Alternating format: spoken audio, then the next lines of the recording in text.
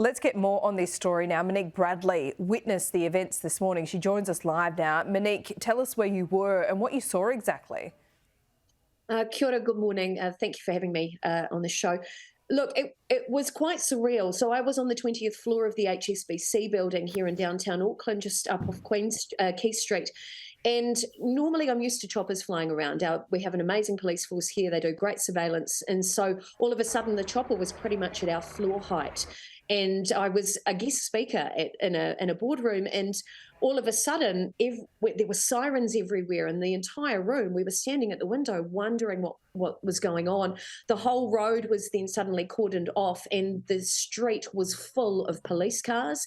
And then the armed defenders squad turned up, and suddenly there were police officers everywhere. And there was military precision of this operation as the officers ran down the street to look for where the perpetrator was.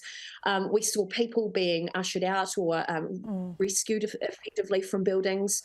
Lots of what appeared to be migrant-looking workers who were wearing high-vis vests and things like that. And I heard reports that some people were even evacuated to the top of buildings and were asked to lie down and shelter in place so they were away from target. It was pretty amazing. It was like something you would see in a film. So could you see the shooter himself? The shooter was basically in the building next door on the same, I think the same floor. So it was more, we saw this incredible police presence, and I'm looking down because it was down on the ground. And police everywhere and lots of guns. I've never seen that before here in my entire life. Unbelievable. Wow. So beside like police, sorry to interrupt you, Monique, very bad of me there. You say there was a lot of police, but how many people, workers, could you see kind of sheltering?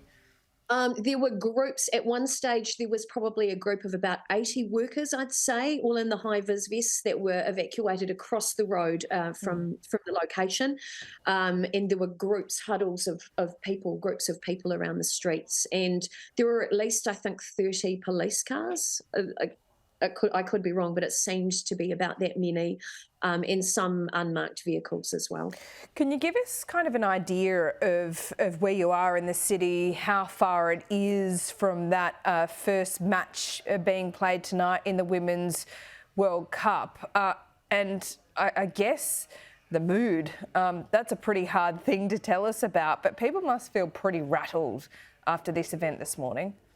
I mean, I felt lucky because I was in a secure building, and we were asked to stay in the building until we were allowed to be released. So I felt quite secure.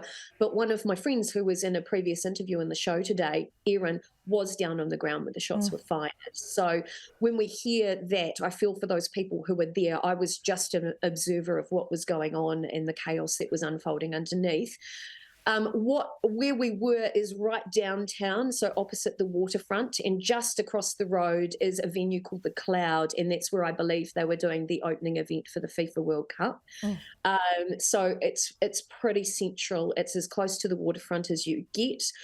It's a very separate area from where the games are to be played, but the feeling downtown is everybody's nervous. Everybody is shaken up. The fact that all of the surrounding buildings, we were told not to leave the buildings until it's safe. It makes you realise how fragile life is, and that I never thought this would happen in my beautiful country. Just unreal. I'm safe, but pretty shocked, to be fair, as I think we all are. Yeah, completely understandable, Monique. Thanks so much for your time this morning. Appreciate it. Thank you.